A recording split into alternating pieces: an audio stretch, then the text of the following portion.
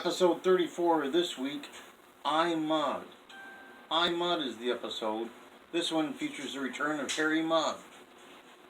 The Enterprise on a routine mission, and Dr. McCoy started telling Mr. Spock in this corridor he didn't like the looks of this new officer, Mr. Norman.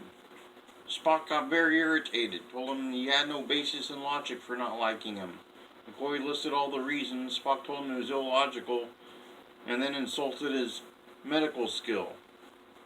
But then, this new officer went into some sort of room, beat up a guy, took over the ship, went to engineering when the bridge discovered there was a problem, beat up all of engineering, including a guy that tried a high-cross body off the second level of engineering. He went full-scale Ricky Steamboat with his high-cross body. This Norman guy caught him, military pressed him, and then military press slammed him. It was like watching Steamboat versus Luger on Star Trek 30 years before Steamboat and Luger ever wrestled. It was bizarre, but they did it. And Norman took over the ship.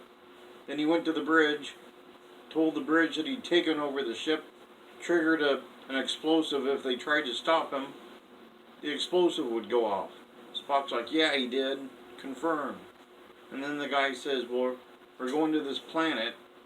You have no choice. If you try to phaser me, your ship will blow up. They're like, well, that sucks, but okay.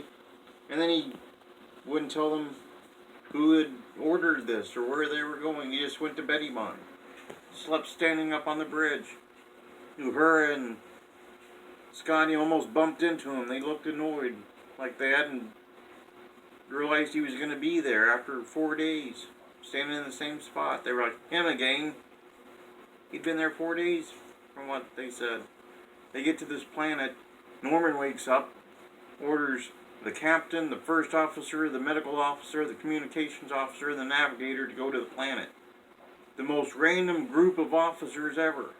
You could understand the captain and the first officer. Maybe a medical officer is needed down there. Communications and navigator made no sense, but that's what he wanted. Why would you want a navigator on the planet? What's he going to do? Tell you to turn left at the next rock? But they wanted him. So they beamed down there, and there's Harry Mudd. So Kirk's like, oh, it's a fun and game type of situation. Fun and games. Mudd being serious, Kirk just keeps saying, come on now, joke's over, give me back my ship. And Mudd's like, I'm not joking. Kirk's like, sure, Harry, give me back my ship. That was a good one. He wasn't kidding around. Mudd escaped from prison, stole a starship, found himself at this planet. It was inhabited by androids. And the androids wanted to serve a human being to learn more about human beings. Mudd was bored of it. He couldn't come up with any better ideas on how to explain human beings. So he needed more human beings.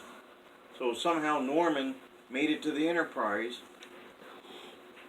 was able to get on the ship as a new officer and take over the ship. That was never explained. Never once had they even remotely delved into how he was able to accomplish that. That would have been a great episode. But it was not to be. But we did see Harry Mudd's wife in android form. Harry Mudd created an android of his wife, whom he had left and kept going deeper into space every time she nagged him, for the sole purpose of yelling at her to shut up. The android would start to nag and he'd say, shut up, and then she'd just shut down. Apparently, that was the biggest comfort to Harry Mudd. But then, Captain Kirk's like, well, we gotta get out of here. And then he starts to come up with a plan, but Mr. Scott appears. And he's like, I ordered you to stay on board. And Scott's like, well, I would have if this android wouldn't have thrown me into the transporter like every other person on the ship. Kirk's like, what? And Harry's like, oh yeah, we beamed everyone off your ship. My androids are running it. Kirk was furious, but Mudd was like, well, they're good androids. It'll be fine. By the way, you're going to be on this planet forever, and I'm getting out of here. I had enough of this. But then the androids don't want Mudd to leave either. They're going to keep all the humans on the ship, on the planet, for studying, apparently. Kirk and his crew determined that there's like one central android that is the reasoning center of all the androids. That one was Mr. Norman who took over the ship. So they were sort of like the Borg before there was a Borg. They were like if Mr. Data had been like the leader of the Borg and then commanded a fleet of Datas, or something to that effect. So Kirk does what he always does in that situation. He's like, let's just confuse the androids. So they spent the last half of the episode doing opposite things from what they said. Mr. Spock would tell an android, I love you, but I hate you. And they were like, but we're identical. He's like, that's why I hate you, but you I love. And they kept doing things like that. Scotty and McCoy did some sort of weird poetry, and they pretended to play instruments while Kirk bragged about how great the music was. Finally, the androids flipped out, just like they always do. Kirk's like, confuse an android, it'll flip out, shut down, and I win. He's done it a dozen times in Star Trek, done it masterfully in this one. This one was meant to be a comedy episode. It was much better than the last couple episodes, I think. Back to a little bit of comedy in Star Trek. Always great to see Harry Mudd in it. And then the best part was when they ended it, after all the androids were confused, apparently they reprogrammed the androids to keep Harry Mudd on that planet as a prisoner so he wouldn't irritate Captain Kirk anymore.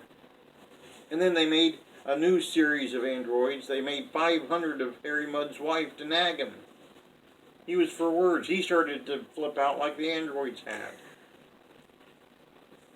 And that was pretty much what happened. Some interesting notes on here. All the regular cast was on the episode. All of them pretty much had speaking roles. Mr. Sulu was just very briefly in the episode, but he was in it. Scotty was in there. Uhura had a fairly good-sized role. She was actually instrumental in helping with the confusing of the androids. They knew they would try to look for a trick for Kirk to get back to the Enterprise. They did a false trick. A trick within a trick. Uhura was instrumental in that. One of her bigger roles so far in the whole series. Roger C. Carmel back as Harry Mudd. His last time in the live-action Star Trek, but he would come back in the animated series, and then much, much later in that horrible garbage pile Discovery. Totally recast, of course. I believe the actor was deceased when Discovery was created, but the character Harry Mudd was reintroduced in that. So he's been around in Star Trek for quite a while. So pretty much that was it.